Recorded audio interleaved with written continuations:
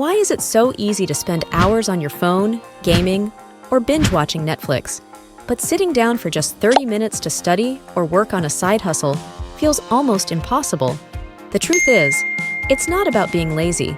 It's about something that's controlling all of us without us even knowing: dopamine. And in this video, I'm going to show you how mastering this one brain chemical can completely change how you approach productivity, motivation, and life itself. We live in a world where distractions are everywhere. Your phone is constantly buzzing with notifications, social media is designed to keep you scrolling, and video games are more immersive than ever. And all of these activities feel effortless.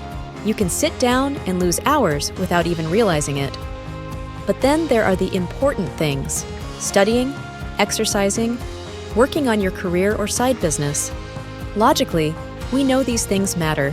We know they will improve our lives in the long run, but they feel hard. Why is that? Why is it so easy to waste time, but so hard to do the things that actually move us forward in life? The answer boils down to one word: dopamine. And in the next few minutes, I'm going to explain how dopamine hijacks your brain, why some people seem to have unlimited motivation, and how you can completely rewire your brain to make productive tasks feel as rewarding as playing video games or scrolling TikTok. What exactly is dopamine? Let's start with the basics. Dopamine is a neurotransmitter, often called the pleasure molecule. But that name doesn't really capture what it does. Dopamine doesn't give you pleasure, it gives you desire. It's the thing that makes you want something, makes you crave it. Imagine this. Every time you check your phone, your brain anticipates a reward, a new message, a funny meme, a like on your latest post. That anticipation is dopamine firing off. You expect to feel good, so you keep checking your phone again and again, even if nothing interesting happens. It's the same with video games or binge-watching your favorite show. You expect a reward, so you keep playing or watching, even if the payoff is small. That's dopamine at work. It's not giving you the pleasure itself, but it's making you chase the possibility of feeling good. The dopamine cycle. To understand why this is such a powerful force, let's take a look at how dopamine affects our day-to-day actions. When you get a dopamine hit from something, your brain wants to repeat that action over and over. It's why you can spend hours on Instagram or YouTube without getting bored, but reading a chapter of a textbook feels like torture. Now, let's get a bit scientific. When you do something that releases dopamine, your brain stores that action as a priority. The more dopamine an activity releases, the more your brain prioritizes it. High dopamine activities, like checking social media, playing video games, or even eating junk food, become hardwired into your brain as important, even though they might not actually benefit you.